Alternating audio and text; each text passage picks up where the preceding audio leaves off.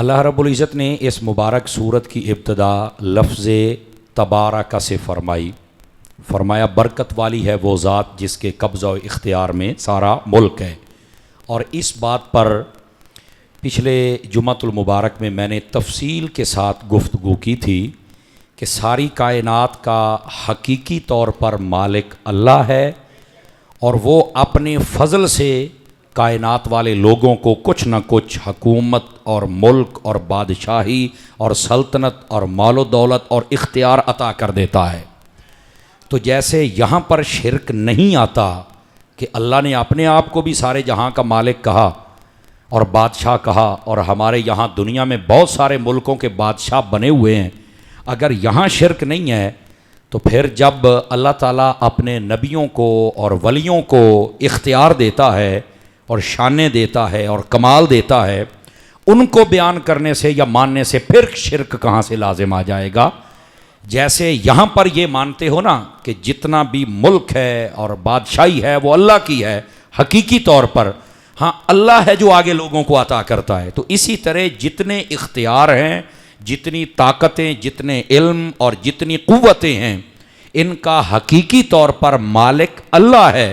लेकिन हाँ अल्लाह ताला अपने नबियों को भी अपने फजल से अता फरमा देता है, अपने वलियों को भी अता फरमा देता है। जो जैसे यहाँ शिरक नहीं वैसे वहाँ भी शिरक नहीं है। ये असल मुसलमानियत है और ये कुरान व हदीस को समझना होता है, वरना ऐसे ही लोग शिरक के फतवे लगा के भाग निकलते हैं। ये जो लफ्ज़ तबारक का फरमाया, इसकी तफसीर में उलमाए कराम ने बड़ी ख़ास बातें इरशाद फरमाई जो आपकी खिदमत में अर्ज़ करनी है। तबारक का माना बरकत, और इस बरकत से मुराद ये है, उलमा फरमाते हैं वो बरकत जो हिस्सी भी हो और मानवी भी हो, यानी किसी को नज़र आए तब भी माननी पड़ेगी, ना नज़र आए तब भी माननी पड़ेगी कि सारी बरकतों का मालिक अल्लाह ही है। ये याद रहे, ये पहली बात। अब इसका मतलब क्या है? इसका मतलब ये होता है जब लफ्ज़ तबारक का कहा जाए तो इसका मतलब ये होता है कि अल्लाह ताला की अज़मत और अल्लाह ताला की शान और अल्लाह ताला के इख्तियार व कुदरत के एतबार से कोई भी, यानी जितनी भी ज़ात व सिफ़ात की बातें हैं, इन एतबार से कोई भी अल्लाह की ज़ात के हमसर कभी हो सकता नहीं। इसी वास्ते उलमा ने फरमाया कि ये जो लफ्ज़ तबारक का है ये अल्लाह की ज़ात के अलावा किसी के लिए नहीं बोला जा सकता, क्योंकि इसका माना क्या होता है? ऐसी ताज़ीम, ऐसी कुदरत, ऐसा कमाल जिस पर कमाल भी खत्म हो जाए, और ये सिर्फ अल्लाह के लिए माना जा सकता है, किसी और के लिए नहीं माना जाए। ये तबारक का रब के लिए है, बरकत सब के लिए है। अल्लाह ताला जिस पर चाहता है अपनी बरकत के दरवाजे खोल देता है। तो ये जो तबारक का है ये रब के लिए है, और जो लफ्ज़ बरकत है ये सब के लिए है। वो भी जिस पर अल्लाह चाहे तो अपनी बरकत को नाजिल फरमाता है। ये पहली बात।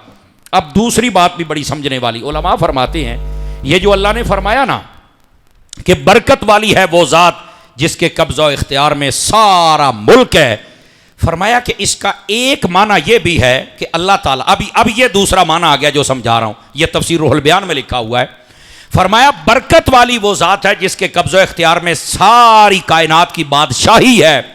इससे मुराद मानवी तौर पर यह भी है कि बरकत वाली वो ज़ात अल्लाह की है जिसने अपने महबूब को नबूवत के जरिए से सारी कायनात का मालिक और बादशाह बना दिया है। अब आ गया ना वो माना जो मैंने पहले बयान किया था। तो ये सिर्फ एक माना बयान करके भाग निकलना और तफासीर को ना पढ़ना, ये कहां की बात है? आका करीम सल्लल्लाहु अलैहि वसल्लम अल्लाह की अता से इस कायनात के बादशाह हैं और इस कायनात पर आपका कब्जा और इख्तियार है, और ये सारी कायनात अल्लाह रब्बुल इज़्ज़त ने अपने हबीब को बतौर तोहफा और गिफ्ट अता फरमा दी। यार देखो ना, जब अपनी जात ही नहीं छुपाई तो कायनात क्या चीज है? तो ये यहां पर ये दूसरा माना इस आयत तय्यबा के इस हिस्से का जो मैंने आपकी खिदमत में आज तिलावत की है, लफ्ज़ तबारक का। ये दो बातें आपके सामने आ गई। अब आ जाइए थोड़ा इसको मजीद आगे लेके चलें कि ये जो अल्लाह ताला ने फरमाया कि हमने बरकत वाली है वो ज़ात जिसके हाथ में कब्जा इख्तियार है, और अगर इससे मुराद नबी लिए जाएं तो अल्लाह ताला फिर उनको कैसे बरकत अता करता है? फरमाया जब अल्लाह नबी को नबूवत अता करता है तो दो ही रास्ते होते हैं। जो नबी के मुत्तबे होते हैं, इत्तिबा करते हैं, पैरवी करते हैं, अल्लाह ताला उनको भी इज्जत अता कर देता है, और जो नबी की मुखालफत करते हैं अल्लाह ताला उनको जलील फरमा देता है। यह बरकत के इजहार की एक सूरत यह भी है कि जो नबियों का फर्मा बरदार बन जाए अल्लाह ताला उसको इज्जत अता करता है, और जो नबियों का नाफरमान बन जाए अल्लाह उसको जलील कर देता है। यह जब इजहार हो जाए तो समझ लो कि आपको इताअत वाली जिंदगी में कि आपको नबूवत की बरकत मिल गई है और आप नेक आमाल कर रहे हैं। अब आ जाइए जरा दूसरी बात आपकी खिदमत में अर्ज करें। ये जो हम जितने बैठे हैं यहां बरकत वाली जात अल्लाह की है और हर कब्जा इख्तियार उसके पास है, और दूसरे नंबर पर वो नबियों को अता करता है। हम सब जितने बैठे हैं हमारा भी तो दिल करता है कि हमारे पास भी कोई कब्जा हो, कोई इख्तियार हो, हमारे भी कोई चीज ताबे हो जाए, दिल करता है ना। अब सुनिए, हदीस कुदसी तफसीर रूहुल बयान में लिखी है, अगर कोई बंदा ये चाहे कि मेरे भी कब्जा इख्तियार में कुछ आ जाए और मैं भी कोई साहिब फजल और साहिब इज्जत और साहिब करामत बन जाऊं, तो हदीस कुदसी में है, अल्लाह रब्बुल इज्जत इरशाद फरमाता है, ये बड़ी सुनने वाली बात है, फरमाया या दुनिया अखदिम मन खदमानी, अल्लाह फरमाता है ए दुनिया उसकी गुलाम बन जा जो मेरा गुलाम बन गया है। ये हदीस पाक बज़ाहिर दो लफ्ज़ हैं और हकीकत में बता दिया कि तुम इस कायनात के बादशाह कैसे बन सकते हो, इस दुनिया को अपना गुलाम कैसे बना सकते हो। फरमाया जब तुम अपने रब के गुलाम बन जाओगे, फरमा बरदार बन जाओगे, इताअत गुजार बन जाओगे, तो ये हर चीज तुम्हारे कब्जे में खुद ब खुद आ जाएगी। और यहां पर मैं आपको बात बतलाऊं तो आप हैरान हो जाएं, उलमा फरमाते हैं जब बंदा अल्लाह से डरता है तो हर चीज उससे डरती है। ये याद रख लीजिए। आपने देखा होगा ये हमारे मुल्क के अंदर भी एक बड़ी अजीब कैफियत है, हालांकि ये होना नहीं चाहिए। बाज़ लोग कहते हैं सानू मौलवियां तो बड़ा डर लगता है, समझ आ रही ना। हालांकि आप मौलवियों से नहीं डरते, मौलवी तो दाढ़ी रख के आप भी बन जाते हैं। आप असल में जो इनकी इबादत, इल्म और ज़ुहद और तकवा और ये हक के लिए जो बोलते हैं, आप इससे डरते हैं, और आपको डरना भी चाहिए, डरना भी चाहिए, चूंकि ये अपनी जात के लिए नहीं डराते। ये कोई हव्वे नहीं है, नहीं ना, ये कोई जिन नहीं है जो तुम्हें डराते हैं। ये सिर्फ डराते हैं कि लोगों अल्लाह के अहकाम की फर्मा बरदारी करो, ना फरमानी से बचो। ये तो इन चीजों से तुम्हें डराते हैं, और इन्होंने समझा हुआ है कि ये मौलवी इकट्ठे हो जाते हैं और हमें इनसे बहुत डर लगता है, तो ये अपने मफाद के लिए तो कभी नहीं इकट्ठे हुए। अगर अपने मफाद के लिए होते तो हम अपनी तनख्वाहें बढ़ाने के लिए कभी एहतजाज ना करते, कभी इकट्ठे ना होते। देखो मास्टर हूं, डॉक्टर हूं, सारे ही रोड ब्लॉक करते हैं, कभी मौलवियों ने अपनी तनख्वाह के लिए किया है?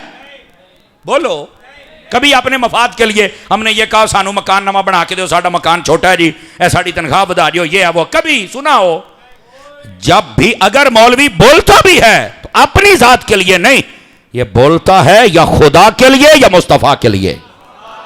ये लोग भी अगर समझें कि जनाब सानू डर लगता है, तो पुत्र फिर तेनू डरना चाहिए है, फिर आपको हकीकत का नहीं पता है। तो बात जो समझाई समझ चुके हैं आप हजरात। अब आ जाइए अजीजा ने गिरामी कद्र, फरमाया बरकत वाली है वो जात जिसके कब्जा इख्तियार में सारा मुल्क है, सारी बादशाही है। और उसके बाद क्या फरमाया, वाहुवा अला कुल्ली शैइन कदीर, फरमाया वो अपनी शयान शान हर चीज पर कादिर है। इधर देखें मेरी तरफ, आपको एक मसला समझाऊं। यहां बाद लोग कहते हैं अल्लाह हर चीज पर कादिर है, जुमला ये भी ठीक है, लेकिन एहतियात ये है कि अल्लाह ताला अपनी शयान शान हर चीज पर कादिर है, अपनी जोश के शान के लायक है। अब जो कहता है, उलमा फरमाते हैं, ये सूफिया ने नुक्ता दिया है, सूफिया कहते हैं अगर कोई बंदा ये कि अल्लाह हर चीज पर कादिर है, तो क्या माज अल्लाह अल्लाह झूठ बोलने पर भी कादिर है? बोलो ना।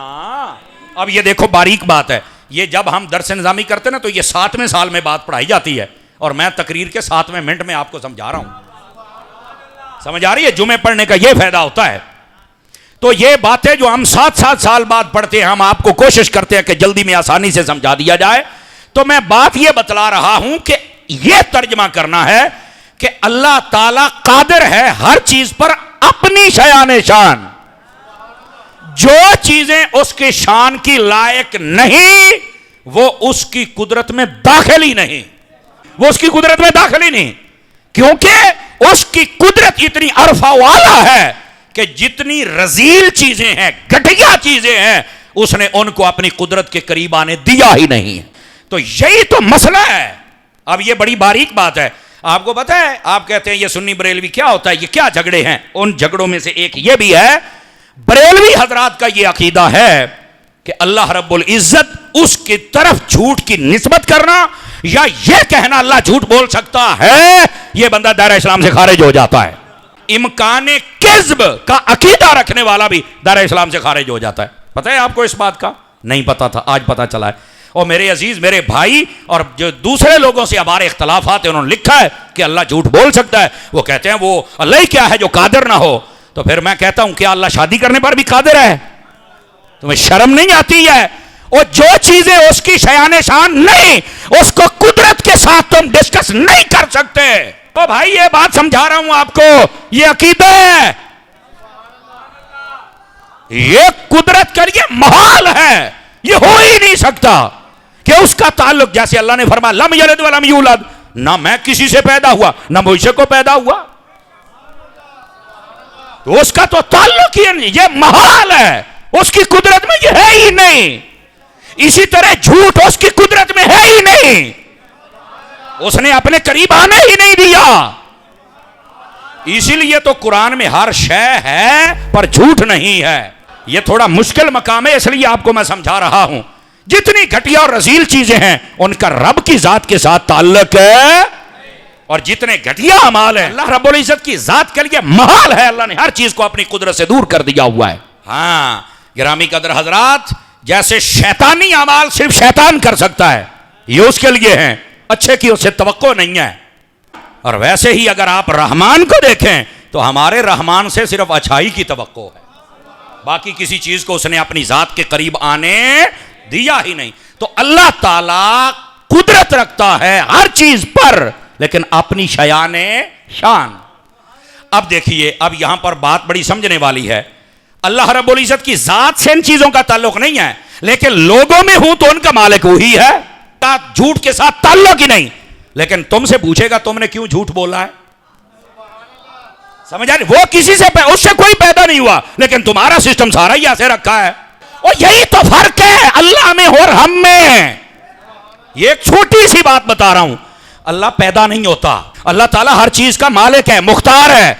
रजील चीज उसके करीब तक नहीं आ सकती, वो अजली है, वो अब्दी है, वो मुस्तकिल भी जात है। ये मुश्किल मकाम होते हैं। लेकिन देखो एक आयत है, इसने कितने मसले हमें समझा दिए। तो अर्ज करने का मकसद ये है, जितनी अच्छाई वाली चीजें हैं, जितनी कमाल वाली चीजें हैं, जितनी फजल वाली चीजें हैं, उन सब का ताल्लुक रब के साथ है, और जितनी रजील चीजें हैं उनका ताल्लुक रब के साथ नहीं हो सकता। तो वो कादिर है पर अपनी शयान शान। ठीक है, अब आ जाइए जरा अगली बात। यहां पर यह बड़ी समझने वाली बात है। फरमाया अल्लज़ी खलक़ल मौत वल हयात, सुभान अल्लाह। फरमाया रब वो है जिसने मौत और हयात को पैदा कर दिया है। ये दो लफ्ज हैं, दो लफ्ज, इनको जरा समझना होगा। मौत और हयात अहले सुन्नत के नजदीक क्या हैं? याद रख लीजिए, उलमा फरमाते अहले सुन्नत के नजदीक ये सिफत वजूदिया है। क्या मतलब? ये हैं, तुम्हें नजर आए चाहे ना आए। मौत मुझे नहीं नजर आती, बेशक ना नजर आए पर है। हयात तुम्हें नजर नहीं आती, ना नजर आए पर है। कहता कैसे? मैंने कहा जैसे गर्मी और सर्दी नजर आती है। भाई गर्मी और सर्दी का कितना कद काट है, कैसा वजूद है, कैसी शक्लो सूरत है। कह नहीं यार ये तो मुझे नहीं नजर आती। तो मैंने कहा मानते हो? कहा मानता हूं। तो मैंने कहा इसी तरह मौत और हयात नजर आए चाहे ना आए, मानना अल्लाह अल्लाह तो खैर सल्ला। अब इसका वजूद पाया जाता है। और मैं आपको बात बतलाऊं, आप हैरान हो जाएंगे। आपको पता है अल्लाह रब्बुल इज्जत ने मौत को किस शक्ल में पैदा किया हुआ है और हयात को किस शक्ल में पैदा किया हुआ है? हमें नहीं ना पता। मौत को मेंढे की शक्ल में, दुम्बा होता है ना दुम्बा, इस शक्ल में मौत को पैदा किया हुआ है। और जो हयात है इसको घोड़ी की शक्ल में पैदा किया हुआ है। यह तफसीर रूहुल बयान से बता रहा हूं, मैं को गप नहीं सुना रहा भाईजान। इनको पैदा किया गया है और ये इसकी सूरतें और हदीस में है। तवज्जो है जी हजरात? क़यामत वाले दिन जब सब के फैसले हो जाएंगे, मौत को भी मौत आ जाएगी। और वो कैसे आएगी? मकाम आराफ उस जगह का नाम है। फरमाया वहां पर उसको लाकर मेंढे की सूरत में आएगी और उसको ज़िबा कर दिया जाएगा। तो मौत किस शक्ल में पैदा की हुई है और जो हयाती है वो किस शक्ल में है। बल्कि तफसीर रूहुल बयान में तो एक ऐसी बात लिखी है, अब हकीकत तो अल्लाह ही बेहतर जानता है, लेकिन बात बड़े कमाल की है। वो फरमाते हैं ये जो हयात होती है ना, हयात, ये वो सवारी है जिस पर जिब्राइल को भी अल्लाह सवार करता है और सारे नबियों को भी अल्लाह सवार करता है। और ये तफसीर रूहुल बयान में लिखा है, फरमाया जब वो फिरौन को दरिया में गर्क करना था, और 16वें सिपारे में वाकया मौजूद है, हजरत जिब्राइल घोड़ी पर बैठ के आए थे, तो फरमाया वो यही हयाती वाली घोड़ी तो थी। और यही वजह थी, वो घोड़ी पता क्या करती, जहां वो कदम रखती थी ना, वहां से कदम उठाती थी तो फौरन सब्जा उग के खड़ा हो जाता था, फौरन। ये कुरान में है। तो उनमें एक जादूगर था जिसका नाम था सामरी। उसने जब देखा ना, यार ये कोई घोड़ी बड़े कमाल की शय लगती है, जहां कदम रखती है उठाती है तो नीचे से सब्जा उग खड़ा होता है। उसने वहां से मिट्टी उठा ली, मिट्टी उठा के अपने पास रख ली। वो फिर हजरत सैयदना मूसा अलैहिस्सलाम जब गए थे कोहे तूर पर, और पीछे अपने भाई हजरत हारून के जिम्मे लगा के गए थे पूरी कौम को, तो सामरी ने एक बछड़ा बनाया था, सुना होगा, बछड़ा सोने का बना दिया। बछड़ा बना के वो मिट्टी जो उस वक्त उसने उठाई हुई थी वो उसके मुंह में रखी तो बछड़ा भी जिंदा हो गया था, बछड़ा भी बोलने लग गया था। इतना बड़ा जब जादू होगा तो कईयों का दिमाग तो खराब होगा ना, वो कहेंगे यार क्या बात। उसने कहा ए तुहाडा खुदा है, वेखो सोने का बनया तो मैं इन्हू जिंदा कर छड़िया। वो कईयों के दिमाग फिर गए। वहां पर ये बड़े मुश्किल मकाम होते हैं, खुदा की कसम, ये उम्मत के लिए ना और लोगों के लिए और साहिब ईमान बंदे के लिए ईमान बचाना बड़ा जरूरी होता है। इसी तरह आजकल के जितने दाढ़ी मुंडे फासिक और फाजिर और शराबी और कबाबी और जादूगर ये तुम्हारे सामने ऐसे करतब करते हैं तो तुम परेशान हो, पीर ते बड़ी अगे वाली है। मैं क्या बिल्कुल पिछे वाली है। क्यों?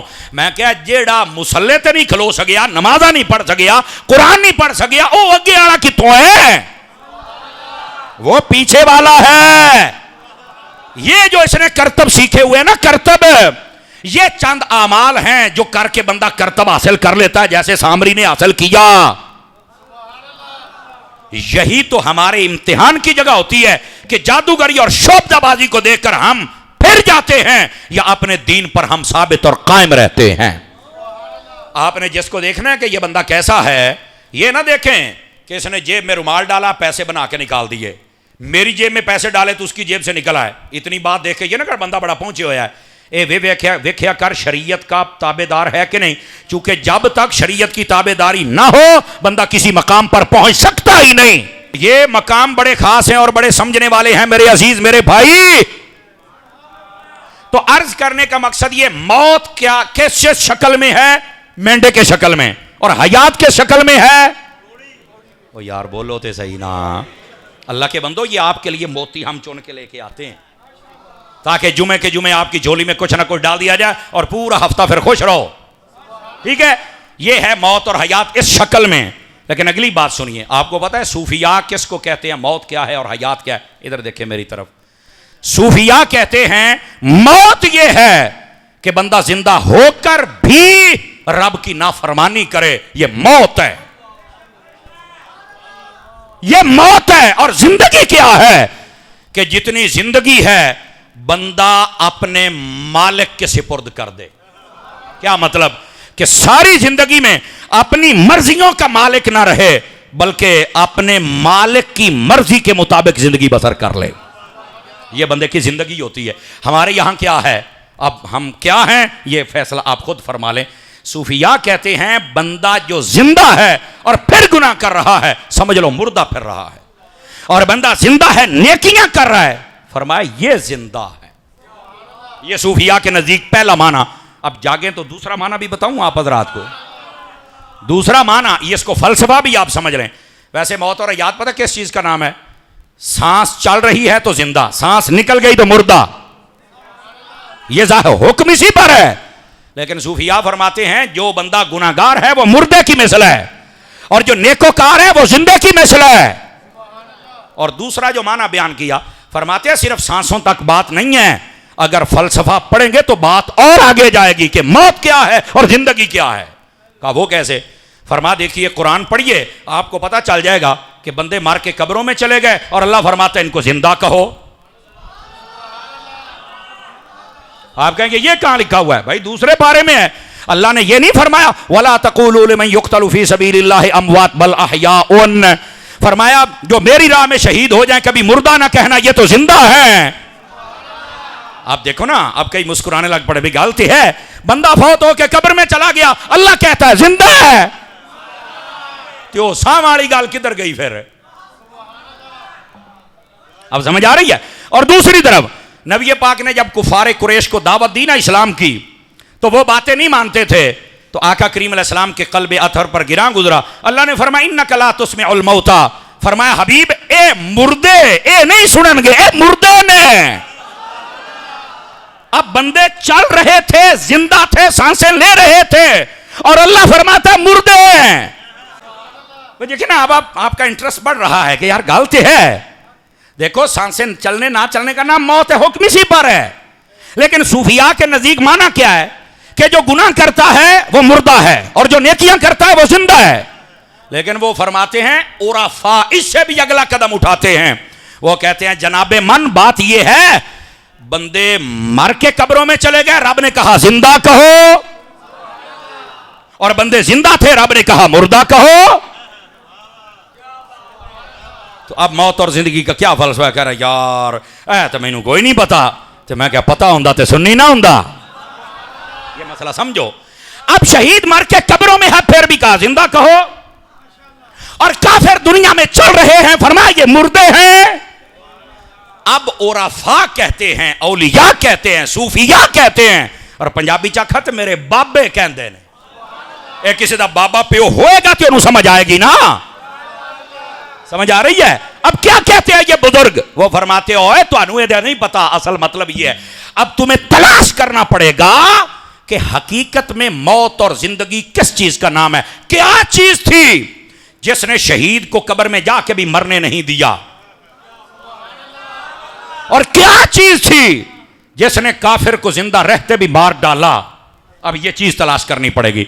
मैं बोलता हूं जुमला, देखना कितना मजा आएगा। वो चीज पता क्या है? वो है ताल्लुक़े मुस्तफ़ा। हाय हाय हाय हाय, वो क्या है? ताल्लुक़े मुस्तफ़ा सल्लल्लाहु अलैहि वसल्लम। ईमान वालों, जिसका ताल्लुक मुस्तफ़ा से है वो मर के कब्र में चला जाए वो फिर भी जिंदा है, और जिसका ताल्लुक टूट जाए वो जिंदा रहकर भी मुर्दा है। इस बात को समझे आप? तो अब कितनी बातें खुल के आपके सामने आ गई। मौत और हयात किस शक्ल में है, क्या है, ये सब पता चल गया। सूफिया के नजदीक और रफा के नजदीक मौत और हयात क्या पता चल गया। ये जो इब्ने आदम है ना, इब्ने आदम, ये इतनी जल्दी किसी के सामने झुकता नहीं है। ये बड़ी शय समझता है अपने आप को। हाँ, इसमें बस औकात बड़ा तकब्बुर होता है, बड़ा जबर होता है, यह बड़ा ताकतवर समझता है। नबी पाक अलैहिस्सलाम ने इरशाद फरमाया ये जो इब्ने आदम है ना, अगर तीन चीजें इसके पास न आती तो शायद ये किसी के सामने सर न झुकाता। तीन चीजें हैं जो इसका सर झुका देती हैं। पूछा गया हुजूर वो क्या क्या चीजें हैं? फरमा सबसे पहले है फक्र, गरीबी। जब बंदा गरीब होता है तो फिर ये झुकता है। जितने अमीर हैं अब वो तो झूठ को पैसे देकर सच बना लेते हैं, झुकते ही नहीं हैं। ऐसा है कि नहीं है? झुकने का नाम ही नहीं। उनको पता है हमारे पास पैसा है, हम खरीद लेंगे। बंदे खरीदे जाते हैं, गवाह खरीदे जाते हैं, केस के माहौल को बदला जाता है, और कहते हैं जितनी देर मैं तू कुछ कर ही नहीं सकता, ठीक है ना। और जब गरीब हो जाए तो कहता यार मैं नीवा बंदा, मैनू अल्लाह वास्ते माफ कर दो।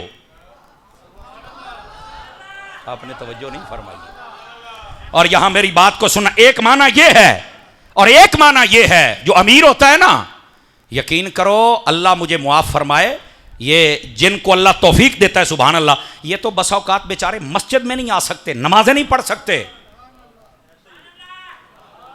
ये तो बेचारे ईद वाले दिन आए तो ये बड़े अजीब और गरीब तरीके से बेचारे आते हैं, और इनकी कोशिश होती है कि हमारे साथ कोई गरीब ना खड़ा हो जाए, ऐसी फिरौनी सिफतें लेके आते हैं। और जो गरीब होता है काम काज जब भी खत्म हो, जितना भी थका हुआ हो, कहता नहीं सजदा करके सोना है। और अमीर सारा दिन जो झूठ है, मिलावट है, रिश्वत है, सब कुछ करके तो बाद में नशे की गोलियां खा के सो जाता। मैनू नींदर नहीं आउंदी। मैं क्या सारी दिहाड़ी करतूत जो बड़े चंगे कीते नहीं, नींदर ते पुत्र तेनू इंज ही आउणी है ना। और जितने अमीर हैं अल्लाह के फर्मा बरदार भी हैं और माल खैरात भी करते हैं, अल्लाह ताला उनको सलामत रखे और उन जैसे लोगों की और कसरत फरमा दे। और जितने गाफिल हैं अल्लाह उनको गफलत से निकाल कर अपनी रहमत में ले आए। हम तो दुआ कर सकते हैं, लेकिन ये तो मसले पर तबसरा हो रहा है ना।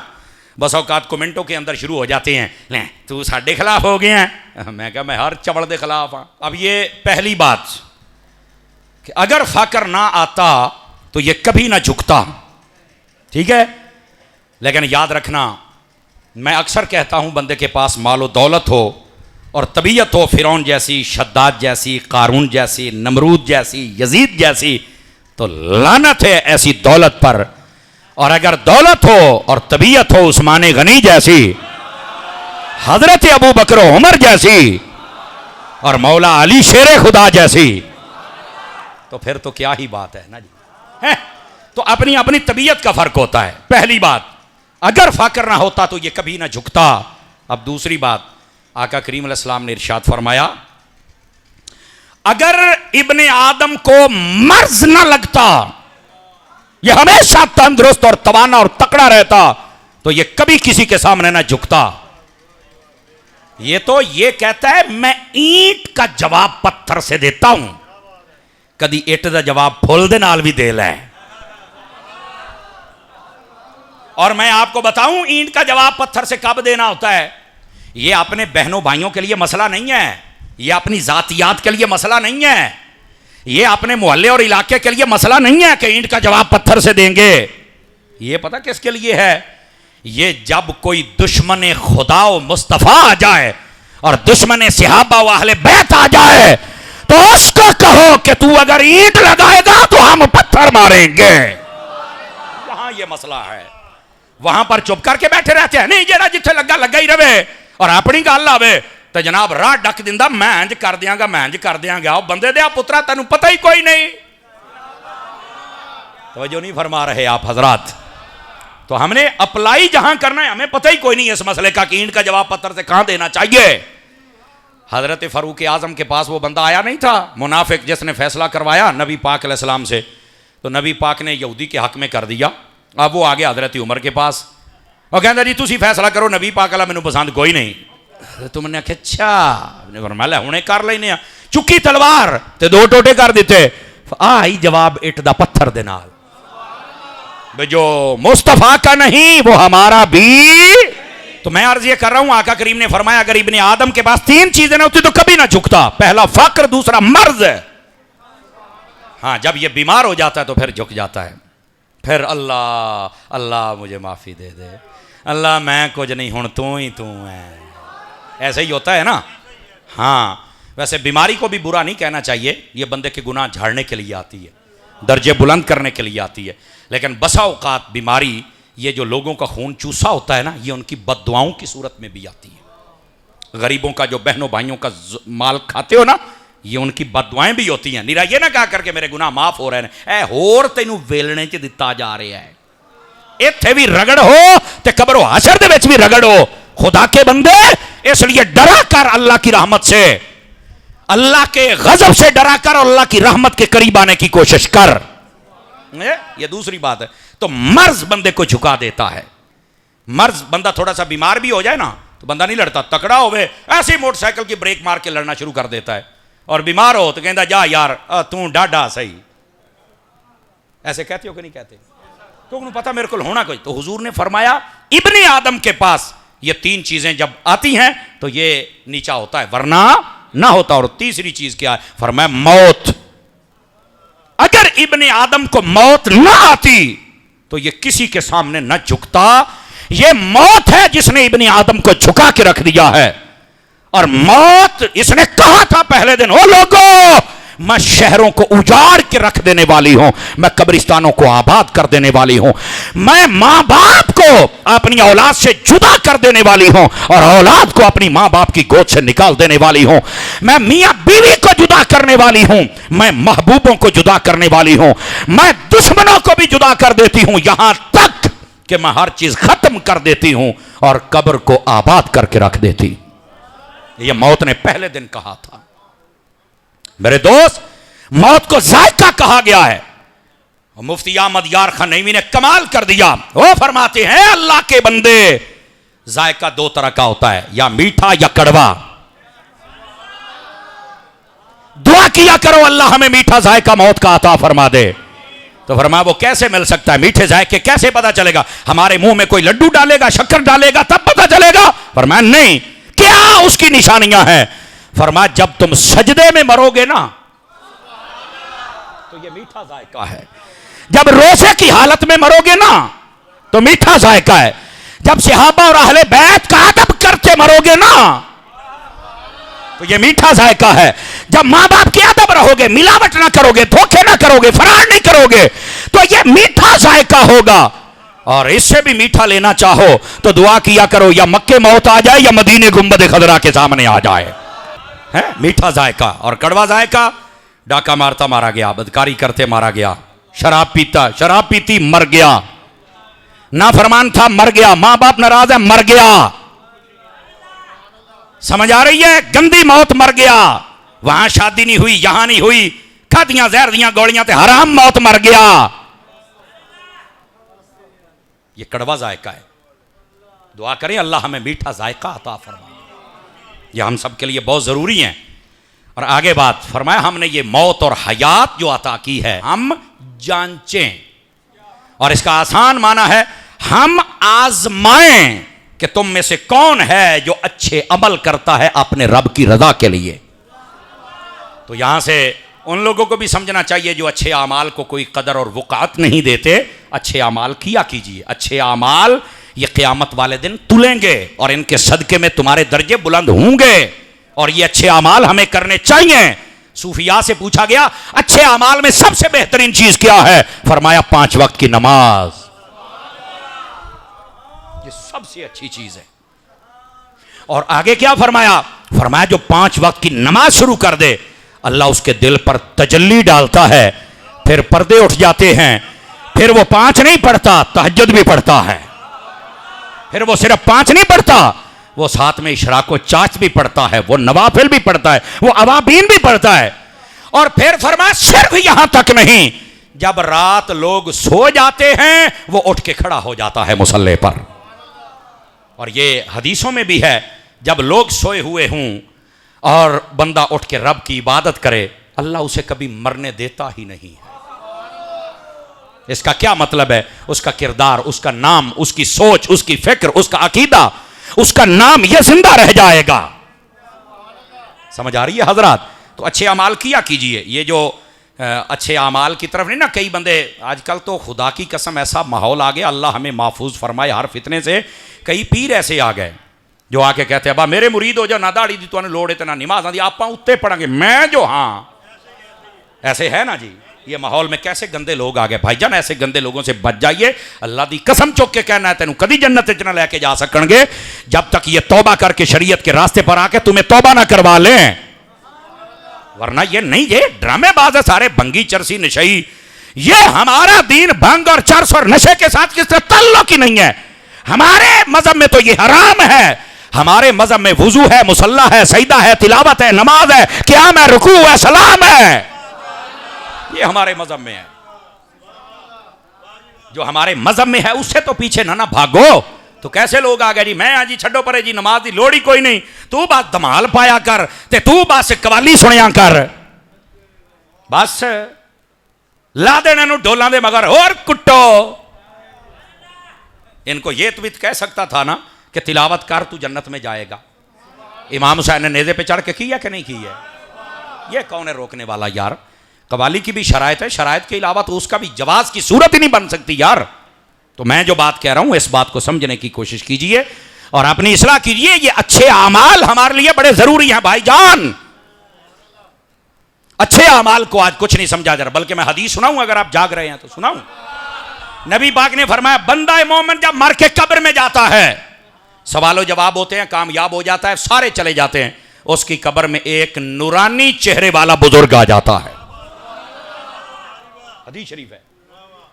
वो कब्र वाला पूछता है, मन अंता, तू कौन है? तो वो कहता है, ना सिद्दीकों का, मैं तेरा यार हां, मैं तेरा सज्जन हां। सिद्दीक दोस्त को कहते हैं। अच्छा, तो वो कहता है, बड़े बड़े दोस्त थे यार, कई दुनिया में रह गए और कई कब्र तक छोड़ के पीछे रह गए, और सबसे बड़ी यारी तो मेरी हुजूर से सी, वो आए और मुझे दीदार का शर्फ बख्शा और मैं कामयाब हो गया। अब तू कौन सा दोस्त है? तो वो कहता है, अना अमलु का सालिह हो, मैं तेरा नेक अमल हूं। अल्लाह ने मुझे कहा है कि ये बंदा कब्र में आया है, ये इसका नया घर है, अकेला है, इसका शायद दिल ना लगे, तो फरमाया कि तू इंसानी शक्ल इख्तियार करके ना इसके साथ जरा गप शप लगा, ताकि मेरे बंदे का दिल तो लग जाए ना। ये है नेक अमाल। करेंगे नेक अमाल। नबी पाक अलैहिस्सलाम ने इरशाद फरमाया नेक अमाल के बारे में, थोड़े कर लो लेकिन हमेशगी के साथ कर लो, थोड़े कर लो लेकिन हमेशगी के साथ। आप सिर्फ 5 नमाजें पढ़ लें, आप ना पढ़े तहज्जुद, ना पढ़े अवाबी, ना पढ़े आप इशराक को चाहे, लेकिन 5 तो जारी रखो ना। आप रोजाना का सिर्फ 1 रकू पढ़ लें, आप ना पढ़े पूरा पाया, ना पढ़े अद्धा, ना पढ़े पूरा सपारा, लेकिन रोज तो पढ़ो ना। आपको पता है ये जो कहा गया कि इबादत और नेकियां अगरचे थोड़ी करो लेकिन रोज करो, इसका क्या मतलब है पता है? वैसे आओ तुम्हें सूफियाना नुक्ता बताऊं, इसमें राज क्या है। जैसे हमारा ये जिस्म है ना, इसको रोजाना हम जब खाना खिलाते हैं ना, तो ये रोजाना की तौर पे खा के तकड़ा रहता है। हमारी जो रूह है ना, रूह, उसकी गजा अल्लाह की इबादत है। और फरमाया रोजाना करो ताकि ये खाती रहे और तकड़ी रहे। ये राज है, ये राज है इसके अंदर कि रोजाना थोड़ी कर लो लेकिन करो तो सही ना, ताकि तुम्हारी रूह को ग़िज़ा मिलती रहे। तो करोगे रोजाना की बुनियाद पर, यह बहुत जरूरी है।